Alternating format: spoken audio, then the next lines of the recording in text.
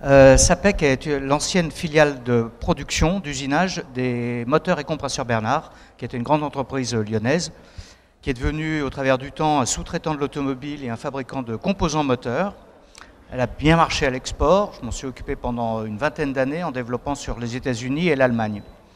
Dans les années 2010, à la suite de la crise, le modèle de sous-traitance a commencé à rencontrer ses limites avec la mondialisation. Et l'entreprise a fait un choix de se redistribuer sur de nouveaux marchés en quittant le monde de la sous-traitance progressivement pour acquérir un produit en propre, comme nous l'avions autrefois avec les moteurs et compresseurs Bernard. C'est donc un projet industriel assez ambitieux qu'on a engagé il y a 2 ans et à partir duquel nous avons développé une stratégie export puisque l'objet est de fabriquer des nouveaux types de moteurs, des moteurs propres qui fonctionnent au gaz naturel à la place du diesel et de proposer ce type de produit à des pays qui ont 2 caractéristiques. La première, c'est de disposer de gaz naturel dans des conditions abondantes et pas chères, de telle sorte que le carburant permette un mode de fonctionnement économique. Et le deuxième, ce sont des pays qui ont besoin d'électricité. Alors, le croisement de ces 2 critères a fait que nous avons retenu l'Afrique et le Moyen-Orient. Nous avons fait un certain nombre de déplacements déjà pour identifier nos clients futurs et nous sommes arrivés à bâtir autour de cette compréhension des marchés un produit qui réponde à ces besoins.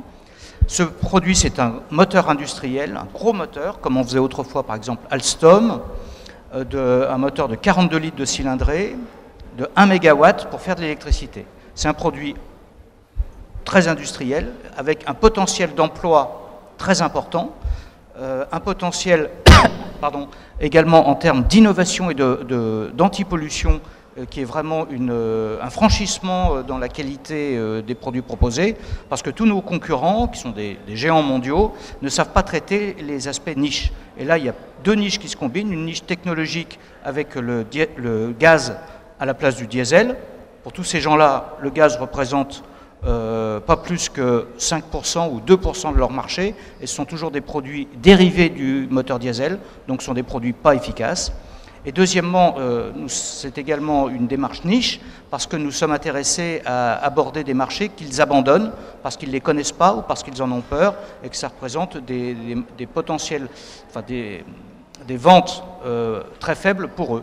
Par exemple, vous prenez Caterpillar, leur vente, c'est essentiellement les États-Unis, l'Europe, un peu la Chine, la Russie, mais pas du tout l'Inde, ou très peu encore l'Inde, le Moyen-Orient, l'Iran, la Syrie, l'Afrique du Nord, l'Algérie, la Libye, voilà, tous ces pays où au contraire la France dispose de bases commerciales déjà relativement éprouvées, certes d'un accès un petit peu difficile, mais c'est aussi l'un des objectifs de votre aide, c'est de nous aider à aller dans des pays dont l'accès n'est pas aussi simple que ce que j'ai expérimenté dans le passé, les États-Unis ou la Suède, où là on prend son avion, on prend son hôtel, tout va bien, c'est simple.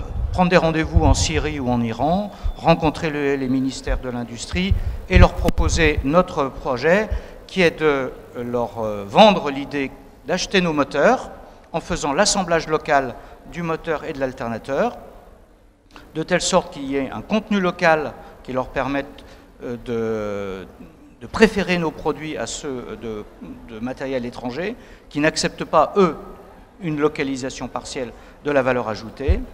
Et on leur propose de surcroît d'utiliser ces futurs groupes électrogènes gaz, soit pour produire de l'électricité en mini-centrales électriques de 5 à 20 MW, en production de base, base load on dit en anglais, ou bien en combinaison des énergies renouvelables qui se développent énormément parce que les financiers internationaux...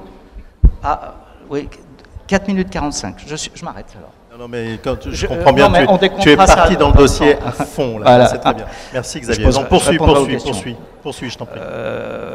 Oui, l'intérêt du gaz, c'est non seulement de produire de l'électricité propre, mais c'est aussi d'être un parfait allié des énergies renouvelables qui sont intermittentes. Lorsque vous avez en Afrique et au Moyen-Orient beaucoup de projets financés avec la Banque mondiale, Proparco, etc., pour faire de l'éolien ou du solaire, eh bien l'éolien et le solaire, ça marche le jour et ça ne marche pas la nuit. Qu'est-ce qu'on fait le reste du temps pour faire un réseau? Voilà.